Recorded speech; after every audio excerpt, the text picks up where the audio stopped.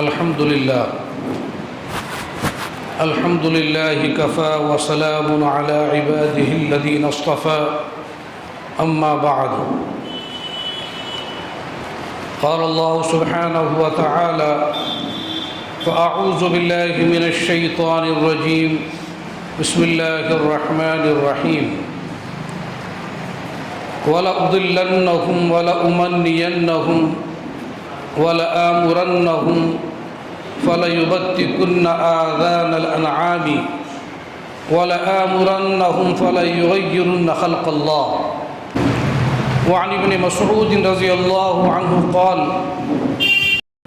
لعن رسول الله صلى الله عليه وسلم الواشمات والمستوشمات وعن ابن عمر رضي الله عنه قال قال رسول الله صلى الله عليه وسلم خالف المشركون وأوفروا اللحى وأحفوا الشوارب وعن ابن عباس رضي الله عنه قال لعن النبي صلى الله عليه وسلم المتشبهين من الرجال بالنساء والمتشبهات من النساء بالرجال صدق الله مولانا العظيم وصدق رسوله النبي الكريم ونحن على ذلك لمن الشاهدين والشاكرين والحمد لله رب العالمين اللهم صل على سيدنا ونبينا ومولانا محمد وآله وبارك وسلم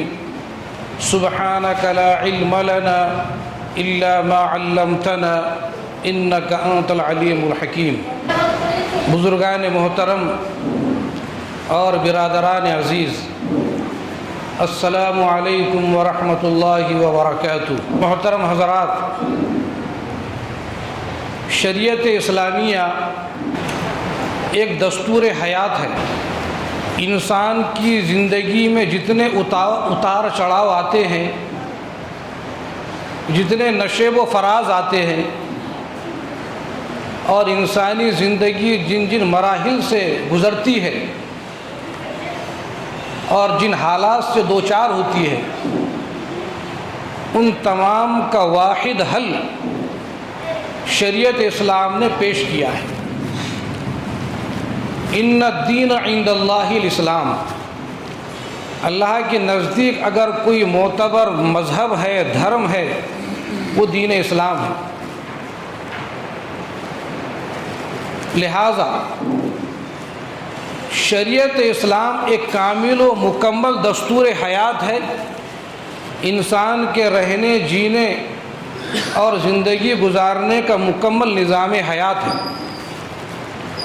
اس میں کوئی کمی نہیں، نہ اس میں کوئی اضافے کا امکان ہے۔ اللہ اور اس کے رسول نے جتنا بتلا دیا، نہ اس میں کمی کرنا جائز ہے، نہ اضافہ کرنا جائز ہے،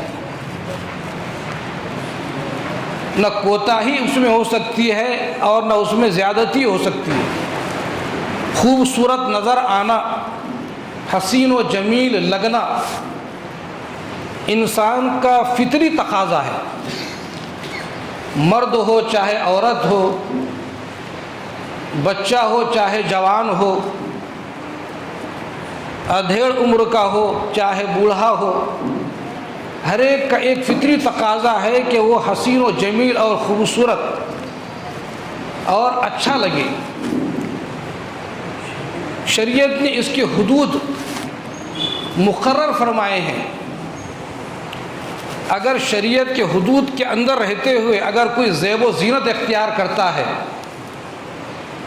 آرائش اور زیبائش اختیار کرتا ہے، تو وہ قابل تعریف ہی نہیں بلکہ اجر و ثواب کا وہ مستحق بن جاتا ہے۔ لیکن شریعت کے حدود سے اگر وہ آگے بڑھے گا اور قانون خداوندی کی خلاف ورزی کرتے ہوئے اپنے من کے مطابق اور اپنی چاہت کے مطابق اگر وہ آرائش و زیبائش اور زینت اختیار کرے گا تو وہ مبغوض ہوگا، مردود ہوگا، ناپسندیدہ ہوگا، اس کا عمل مکروہ ہوگا۔ شریعت نے سب کے حدود و قیود بیان کر دیے ہیں. ہمیں نہ عیسائیوں کو دیکھنے کی ضرورت ہے، نہ یہودیوں کو دیکھنے کی ضرورت ہے، نہ کسی قوم کے ماڈل کو اختیار کرنے کی ضرورت ہے. ہماری شریعت خوبصورت ہے، ہمارا رسول خوبصورت ہے، ہمارا دین خوبصورت ہے. حتیٰ کہ اللہ تبارک و تعالیٰ فرماتے ہیں ان اللہ جمیل یحب الجمال، اللہ تعالیٰ خوبصورت ہے اور خوبصورتی کو پسند فرماتے ہیں. لیکن وہ خوبصورتی شریعت کی روشنی میں ہو تو وہ قابل تعریف ہے. اللہ کے رسول صلی اللہ علیہ وسلم نے ارشاد فرمایا کہ اللہ کی لعنت ہے ان عورتوں پر جو اپنے بدن کے اعضاء کو گوندتی ہے یا گندواتی ہے، سر کے بالوں کو لگاتی ہے یا لگواتی ہے، بالوں کا جوڑا بناتی ہے یا بنواتی ہے، اس پر اللہ کی لعنت ہے. بالوں کا جوڑا بنانا، بعض عورتوں کی عادت ہوتی ہے کہ اپنے بالوں کا چٹلا بنا کر وہ سر کے اوپری حصے پر اونچا کر کے رکھتی ہے. یہ ایک طریقے کا فراڈ ہے، دھوکہ ہے کہ بال چھوٹے ہیں لیکن دکھا رہی ہے بہت بڑے بڑے ہیں. اس سے اللہ کے رسول نے منع فرمایا. اللہ کے رسول کی بیویاں صحابیات کی زندگی کو دیکھیے، وہ بھی اپنے بالوں کو چٹلا بناتی تھی لیکن گردن کے اوپر رکھتی تھی، یہاں پر رکھنا چاہیے. اسی طریقے سے بالوں کو لمبا کرنے کا حکم ہے. ایک حدیث میں فرمایا کہ اللہ کے فرشتے ان مردوں کے لیے دعائے رحمت کرتے ہیں جو اپنے داڑھیوں کو بڑھاتے ہیں، اور ان عورتوں کے لیے دعائے رحمت کرتے ہیں جو اپنے بالوں کو لمبا کرتی ہیں. آج فیشن کے نام پر عجیب و غریب طریقے رائج ہو چکے ہیں. مرد ہو عورت ہو اپنے سر کے بال کو، آدمی اپنے داڑھی کے بال کو ڈائی کرتا ہے، کالے کرتا ہے. اللہ کے رسول نے منع فرمایا آپ کسی اور خضاب کو لگائیے، لیکن کالا خضاب سر اور داڑھی کو لگانا ممنوع ہے. عورتیں مردوں کی مشابہت اختیار کر رہی ہے. اللہ کے رسول نے فرمایا لعنت ہے ان مردوں پر جو عورتوں کی مشابہت اختیار کرتے ہیں، اور لعنت ہے ان عورتوں پر جو مردوں کی مشابہت اختیار کرتے ہیں. آج مردوں کو کیا حال ہے؟ اللہ کے رسول کی سنت ہے کہ آپ عام حالات میں اپنے بالوں کو کان کی لو تک رکھا کرتے تھے، اور اسفار کی کثرت کی وجہ سے بعض مرتبہ بال شانے تک آ جاتے تھے، لیکن اس کو بھی آپ سنوارتے تھے، سجاتے تھے، خوشبو سے آراستہ کرتے تھے. یہ نہیں ہے کہ بکھرے ہوئے بال اور پراگندہ حال اور رسول صلی اللہ علیہ وسلم کی سنت کا مذاق اڑانے والے ہم بنے کہ ہمارے بال کدھر جا رہے ہیں، ہماری داڑھی کدھر جا رہی ہے. یہ بھی ناپسندیدہ ہے. بال رکھو سنت کے مطابق رکھو، داڑھی سنت کے مطابق رکھو، لیکن اس کو تیل لگاؤ، سلیقے سے اس کو بناؤ اور اس کی تراش خراش سنت کے مطابق رہے. تو مرد حضرات کا یہ حال ہے کہ وہ اپنے داڑھیوں کو کاٹتے ہیں، اور عورتوں کا یہ حال ہے کہ وہ اپنے سر کے بالوں کو کاٹتی ہیں. عورتیں بال کاٹ کاٹ کر مردوں کی مشابہت اختیار کر رہی ہے، اور مرد داڑھی کاٹ کر عورتوں کی شباہت اختیار کر رہے ہیں. بہت سے مرد ہیں کہ جو اپنے بالوں کو اتنا بڑھاتے ہیں کہ فرق کرنا مشکل ہوتا ہے پیچھے سے یہ خاتون جا رہی ہے یا کوئی مسلمان مرد جا رہا ہے. یہ کیا طریقہ ہے، کیا حماقت ہے. اسی طریقے سے بہت سے مرد اور عورتوں کو دیکھا گیا اپنے سر کی مانگ کو تیڑی نکالتے ہیں. یہ بھی جائز نہیں ہے. مانگ نکالنا ہے تو سیدھی نکالو، ورنہ پورے بال پیچھے ڈھکیل دو. مانگ کو تیڑی کرنا یہ بھی صحیح نہیں، یہ بھی غیروں کا طریقہ ہے. اور فرمایا من تشبہ بقوم فہو منہم، جو کسی غیر قوم کا طریقہ اختیار کرے گا اس نے اللہ کے رسول کی لائی ہوئی سنت کا مذاق اڑایا اور اس میں کمی نکالی اور اپنی طرف سے اضافہ کر رہا ہے کہ اب یہ شریعت مکمل نہیں تھی، میرے اس عمل سے میں اس کو کامل کر رہا ہوں. فرمایا جو کسی اور قوم کا طریقہ اختیار کرے گا قیامت میں اسی کے ساتھ اس کا شمار ہوگا. آج ہم چھوٹی چھوٹی بچوں کے بال کاٹتے ہیں اور مردوں کے لباس پہناتے ہیں، شرارہ پہنا رہے ہیں، پینٹ جینس پینٹ پہنا رہے ہیں، ٹی شرٹ پہنا رہے ہیں، یہی کل ان کو عادت پڑتی ہے، تو پھر ہم روتے پھرتے ہیں کہ ہماری بچیاں مردوں کا لباس پہنتی ہیں۔ اسی طریقے سے چہرے کی تراش خراش کا مسئلہ ہے، 2-5 منٹ زیادہ جائیں گے، لیکن آپ کے کام کی بات گوش گزار کی جا رہی ہے کہ ابروؤں کا بنانا نہ مرد کے لیے جائز ہے نہ عورتوں کے لیے۔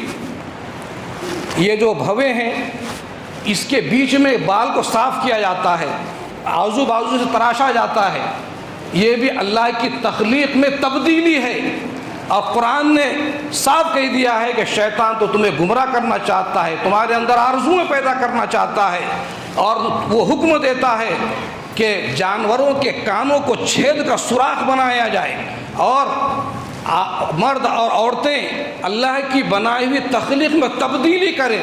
شیطان کو اس سے بڑی خوشی ہوتی ہے، اور جو شیطان کے نقش قدم پر چلے گا وہ تو سیدھے راستے سے بہت دور جا چکا، وہ تو خسارے کا شکار ہو گیا ہے۔